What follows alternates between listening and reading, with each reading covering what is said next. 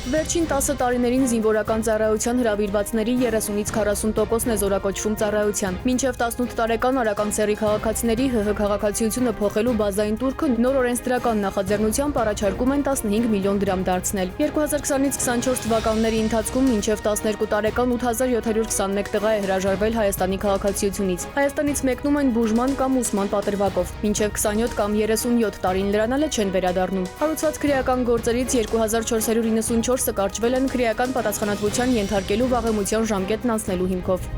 Նոր-Նորքի թաղապետարանում տեղի ունեցած ծեծկռտուքից հետո ակտիվիստ Արթուր Չախոյանի, Նոր-Նորք վարչական շրջանի ղեկավար Տիգրան Տեր-Մարգարյանի եւ թաղապետարանի 3 աշխատակիցների նկատմամբ քրեական հետապնդում է հարուցվել խուլիգանության հոդվածով։ Թաղապետարանի երեկվա ծեծկռտուքը թաղապետարանի աշխատակիցների եւ Չախոյանի միջև էր։ Ոստիկանությունը տեսանյութի հրապարակումից հետո է մեկնել թաղապետարան, որից հետո Չախոյանը հրավիրվել է ոստիկանության Նոր-Նորքի բաժին հաղորդում ներկայացնելու։ 2024 թվականի ընթացքում քրեակատարողական հիմնարկներում պահվող 12 անձ է մահացել տարբեր պատճառներով։ Գլխավոր դատախազությունից տեղեկացնում են, որ նրանցից 10-ը մահացել են քաղաքացիական բուժհաստատություններում, 2-ը Արթիկ եւ Նուբարաշեն կալանավայրերում։ 2023 թվականին ի դեպ 16 բանտարկյալ է կալանավայրերում մահացել։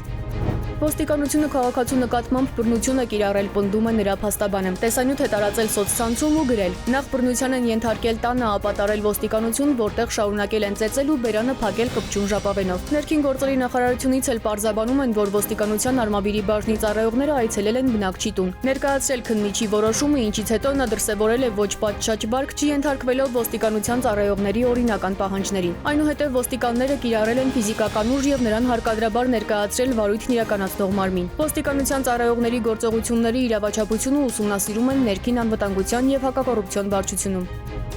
Այսօր առավոտյան 2.8 մագնիտուդ ուժգնությամբ երկրաշարժ է գրանցվել Գավառ քաղաքից 13 կիլոմետր հարավ-արևելք։ Էպիկենտրոնում ստորգետնյա ցնցման ուժգնությունը կազմել է 3-ից 4 բալ։ Երկրաշարժը գրանցվել է Գեղարքունիքի մարզի Գավառ եւ Մարտունի քաղաքներում, ինչպես նաեւ Երանոց, Վանաձոր, Ձորագյուղ, Սարուխան, Լանջաղբյուր եւ Գեղարքունիք գյուղերում 2-ից 3 բալ ուժգնությամբ։